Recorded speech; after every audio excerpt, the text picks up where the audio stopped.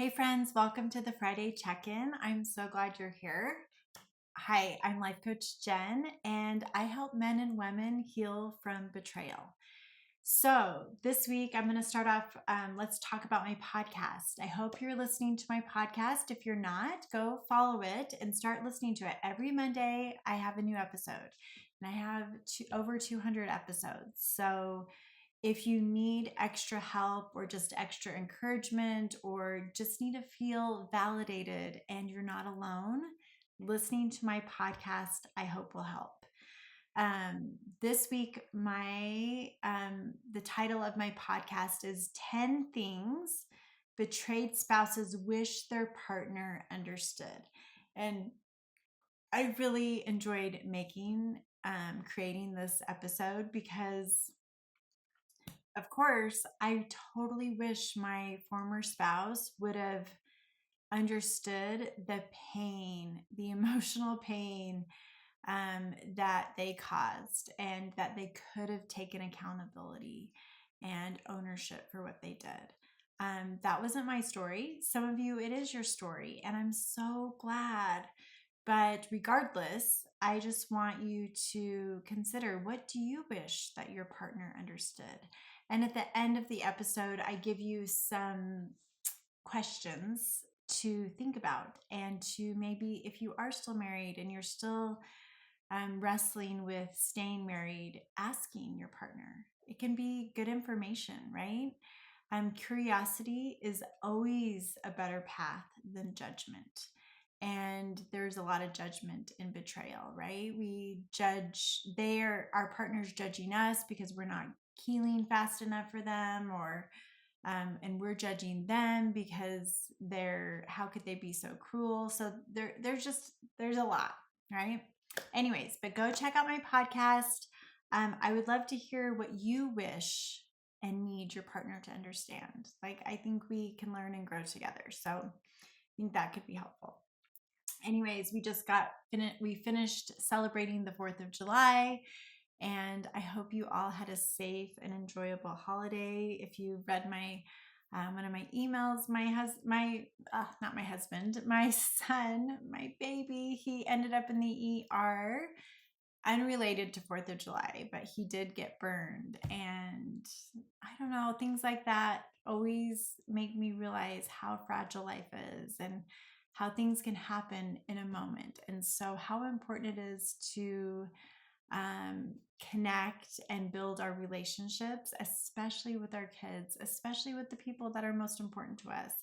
My daughter, who lives in Dallas, came with her husband, and all my kids, it's been a minute that we've all gotten together. We went up to Idaho to spend about 24 hours with my parents. My parents are getting older, and it was just such a great day and a half with them. And I'm so glad that they all took time out of their schedule, and I got to spend time, love my parents and love my kids. And so it was a beautiful weekend. And now what I want to talk about, so many of my clients, and I get this because I experience this, we really get stuck in this victim mentality. Yes, we were a victim of our spouse cheating on us. However, my whole goal, and one of the main reasons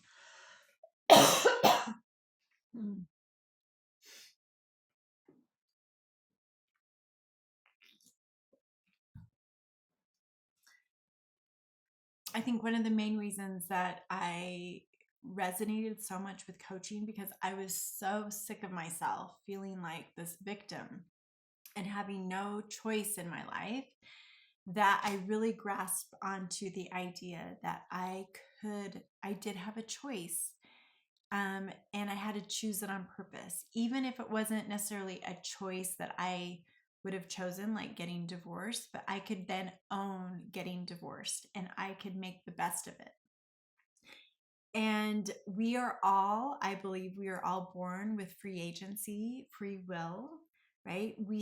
No one, obviously if we were in jail, but we would have chosen, we would have done something to get in jail, but in our life. And sometimes we think people can take our agency away from us.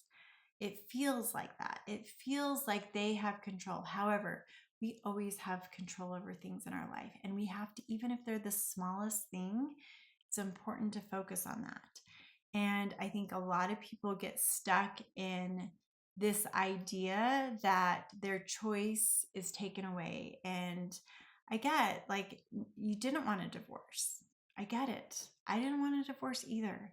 But now that you're divorced, now what? What are you going to do? Are you going to feel sorry for yourself the rest of your life? Are you going to give your spouse all the control over your emotions and be the victim and believe what they think about you? I spent so many years believing that my husband thought I was, I mean, I'm not even gonna repeat what he thought I was. Like it was nothing positive. It was negative. He thought I was not a good person, like not necessarily a good person, but he just didn't, I was too slow, or I didn't cook well, or right, like just silly things like that. I wasn't thin enough. I was a pushover. I was too nice, or what, I mean, a million things we could say. And I'm done. Like, why are we believing what they think about us? I want you to decide what you think about you. That is where your power is. Decide who you are, not who they think you are, because who they think you are is none of your business anymore, especially after you get divorced. And I promise the more you show up in your true, authentic self, it's going to bleed out, and other people will start believing, oh, I see, right? It's going to make a difference. Your kids are going to start seeing it. My husband used to make fun of me a lot, and he would do it in front of my kids, and I think my kids kind of thought that was okay to do that. And now that I'm divorced, they've now realized, like, Mom, I'm so sorry, we didn't know, like that was kind of mean, we kind of treated you mean. They did, but I just was so like wounded that I couldn't speak up for myself. But now I will, and now I'll be like, that's not okay for you to say that, or I don't really appreciate you making fun of that. Or sometimes it's like, yeah, that was really funny, I can't believe I did that, and we can laugh about it. But it's just having your own back. It's having choice. You always have choice in your life. So if you feel like you don't, that is something to work on. And is important work to do, in my opinion. And so I want to talk about control, because I think we somehow can only see all the things that other people are controlling in our lives. And I want you to reconsider, maybe you're wrong about that, right? So realize things we can't control. We can't control our spouse or our former spouse.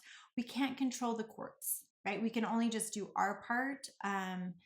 We can't control the past. The past is the past. We have to accept the past. The quicker you can get to acceptance, the easier it is to move on and figure out what you want in today and in your future. It's hard to accept the past, but you can totally do it. You can't control anything about the affair or the affair partner, anything about that.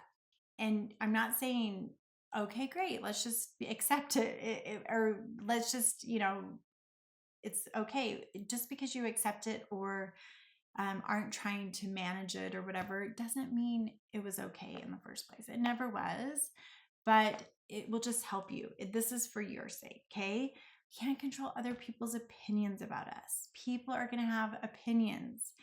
And the quicker you can be of letting go of their opinions matter. Obviously, some people's opinions matter to us more than others, but ultimately it is your life, it is your marriage, it is your family. And so focusing on that is important, and realize you can't control. There's things you can influence, right? We can influence our children. We can't, especially when our children are adults, we can't control them, but we can influence them. We can be good examples to them. We can influence how we communicate, how we show up in the world. We have influence. We can influence what kind of co-parent we want to be, what kind of parallel parent, however you're co-parenting. If you are married, divorced, I guess if you're divorced and have kids, you can influence future relationships, what your relationships are like with other people. Okay. And then what you do have control in, this is the most important, right? Are your thoughts. What are you thinking? Our thoughts matter. And if you don't think they do, I want you to reconsider. And so many of us believe our thoughts are facts and we're getting stuck on it. We think they're facts, but they're just thoughts. There's a lot of us have a lot of thoughts about our spouse who had an affair, but it's a lot of drama, right? And what are the stories we're telling ourselves? So really pay attention to that. And we can control our healing. Are we going to choose to heal? And how are we going to choose to heal? We can control our boundaries. What are we going to do if someone does something to us, right? If someone is lying to us, or if someone is yelling at us, are we going to leave the room? Are we going to walk away? What are we going to do? We get to control that. Okay. We get to control our schedule, right? I mean, obviously that could be debatable because if our kids, but we get to choose, okay, we want kids and we want to fit our kids into our schedule. We have to choose it on purpose. Okay. We can control if we take care of our body or not, what we're doing to hurting or helping our body, our health. Sometimes, of course, things happen that, we get an illness, but then we can choose, how are we going to handle that illness? Are we going to, if we had cancer, are we going to get chemo? Or are we going to take the medicine that we need? What are we going to do? We always have choice. I want you to recognize that. We get to control our finances, right? Like how we're going to spend our money. What are we going to do with it? How are we going to live in abundance versus scarcity if we want, right? If we're going to ask for help, we get to control that. We get to decide, are we going to call someone if we need help? Are we going to ask? Are we going to work? What are we going to do? We get to decide all of that. And I think the more you recognize what you have control over, even if it's just something little, and really no one can take our thoughts away from us. Like our mind is our mind. Stop believing what your former spouse or the mother-in-law or the father-in-law or the brother or the sister, what they're telling you. You don't have to believe it. It doesn't mean, if they think you're a jerk or if they think a million negative things about you, that's on them. That says something about them and nothing about you. And lastly, as far as control goes, like I said before, I'm in a new program, a new coaching program, learning about relationships, difficult relationships, especially with infidelity and grandiosity, from the Relational Life Institute with Terry Real, and I'm in their coaching certification program. And so if you are trying to reconcile with your spouse, reach out, because I'm offering a beta program while I'm in this coaching certification, to, I need to be working with couples. I've worked with some couples, but I want to work with more. If you're interested. So reach out to me as far as that goes. But one of the losing strategies that they talk about, and there's 5 of them, is about control. And so many of us, think that our spouse is being controlling, right? But the truth is, I think all of us are controlling. We like to be in control, and then we pretend we're not. But I'm just going to read this. It says, controlling is a losing strategy. Trying to manage your partner's behavior through demands or manipulation. So I want you to consider, do you do this? Have you done this? Do you sometimes do this? Just be honest with yourself. Like, just because you do, like, you're human. So I'm guessing most of us do this sometimes. It might get you what you want in the short term, but you'll pay for it in resentment and distance in the long term. Which is so true. Like our initial reaction is, when someone's trying to control us, is like we want to run away. Nobody likes to be controlled, yet we do it all the time.